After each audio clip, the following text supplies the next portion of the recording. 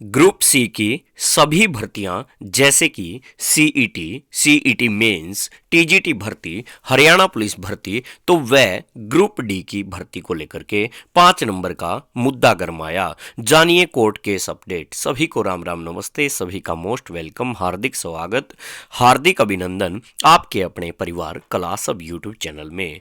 5 number का मुद्दा सत्ता पक्ष और विपक्ष में आपस में गर्मा गर्मी में विधानसभा में भी गरमाया, तो वहीं उसके अलावा आज कोर्ट में भी कुछ लोगों का कहना है कि सुनवाई ही नहीं हो पाएगी, ऑर्डिनरी है, अर्जेंट नहीं है।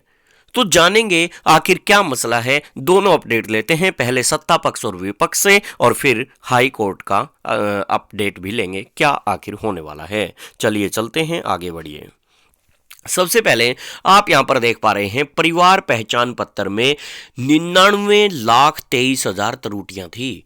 ये विपक्ष नहीं, ये बल्कि सत्ता पक्ष का ही कहना है कि इतनी सारी त्रुटियां थी। आइए एक बार थोड़ा सा मामला जान लेते हैं। यहां नीचे आओ सीधा। गलियारे में चर्चा है कि इस तरह 99,23,359 शिकायतों में से 54,55,153 ठीक हो चुकी हैं और अभी भी 4,68,206 बकाया हैं। आप मुझे एक बात बताइए, जब लगभग 5 लाख अभी भी त्रुटियां बकाया हैं, तो फिर आखिर कैसे आप पीपीपी पे पीठ थपथपा सकते हैं? कैसे परिवार परेशान पत्र पे पीठ थपथपा सकते हैं? और कैसे परिवार परेशान पत्र के नाम पे ही आप एक्स्ट्रा 5 नंबर दे सकते हैं?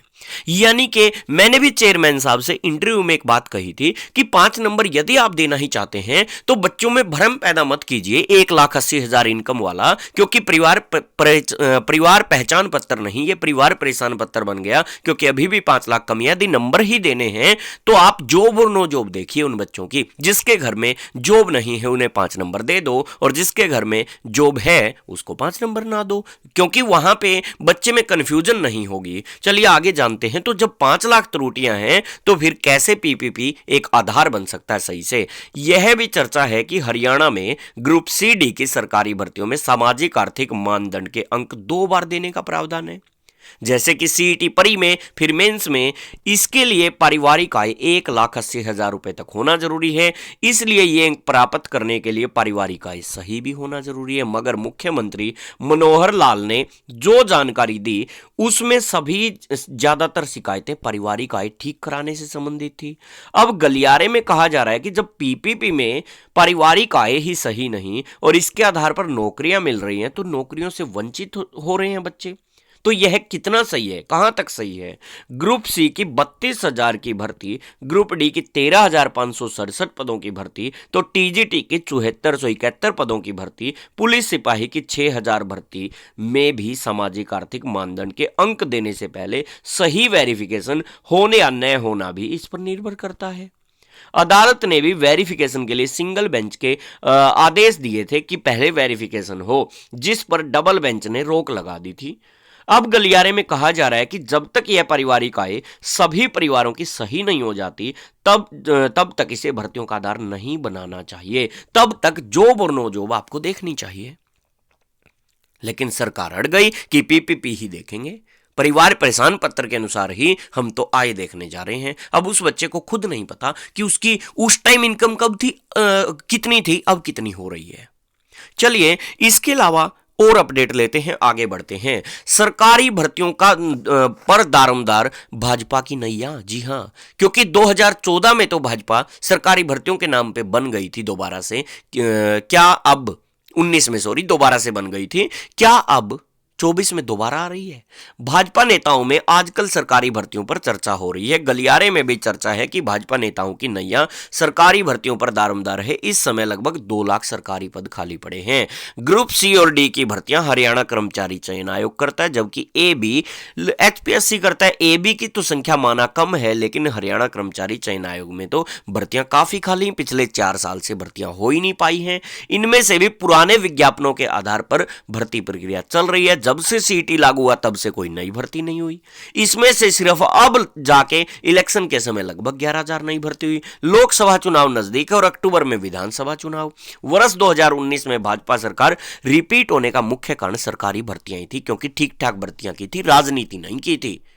उस समय हम पक्ष में थे इस सरकार के, लेकिन इस बार ये सरकार राजनीति करना सीख गई। भर्तियां कम, राजनीति ज्यादा। मगर इस बार भाजपा के वे नेता भी परेशान हैं जो चुनाव लड़ना चाहते हैं, क्योंकि वे भी जानते हैं इस बार भर्तियां हो नहीं पाई। हालांकि मुख्यमंत्री मनोहर लाल ये भर्तियां जल्द से जल्द अब पूरा कराना चाहते हैं, मगर सिस्टम ऐसा बिगड़ा कि भर्तियां तेजी से नहीं हो पा रही। अब युवा भी सोशल मीडिया पर लगातार तीखा प्रचार करने में जुट गए हैं। कोई 5 नंबरों को लेकर के प्रचार दोनों तरफ से कर रहा है, तो कोई भर्तियों को लेकर के कर रहा है।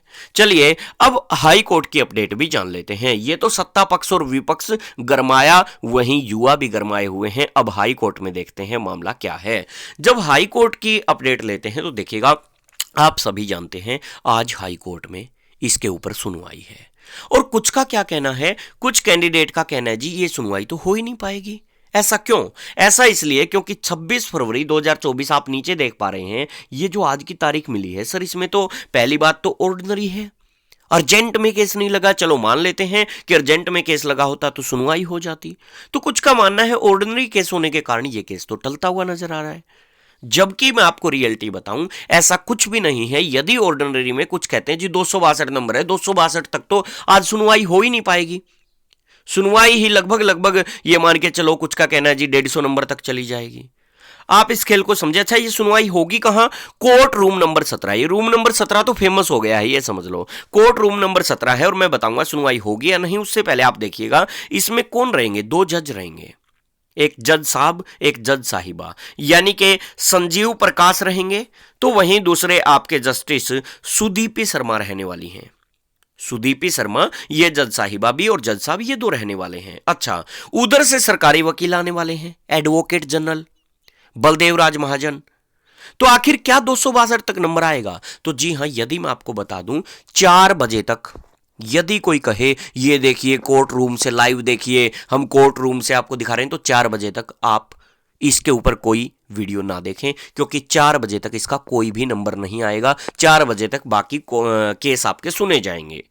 लेकिन यदि हरियाणा के एडवोकेट जनरल बलदेव राज महाजन जी चाहेंगे तो 4 बजे के बाद जज साहब से गुजारिश करके इसका नंबर लगवा सकते हैं। ये डिपेंड, ये समझ लो किसके ऊपर डिपेंड है? सरकार के ऊपर। किसके ऊपर डिपेंड है? सरकारी अधिवक्ता, दूसरे शब्दों में कहूं सरकारी वकील एजी साहब, एडवोकेट जनरल बलदेव राज महाजन के पाले में गेंद है। यदि वो चाहे तो 4 बजे के बाद, और मुझे जहां तक लगता है 4 बजे के बाद इसके ऊपर सुनवाई होगी। लगभग आपको अपडेट लेनी है तो 4:30-5 बजे से पहले इसके ऊपर कोई भी अपडेट आपको देखने की जरूरत नहीं है कि कोर्ट रूम से लाइव देखिए, ऐसा देखिए, कुछ भी नहीं देखने की जरूरत है, क्योंकि 4:30 बजे के आसपास इसका आने वाला है नंबर। अच्छा जी, 4:30 बजे के आसपास नंबर आ गया तो क्या रहेगा? 5 नंबर हटेंगे।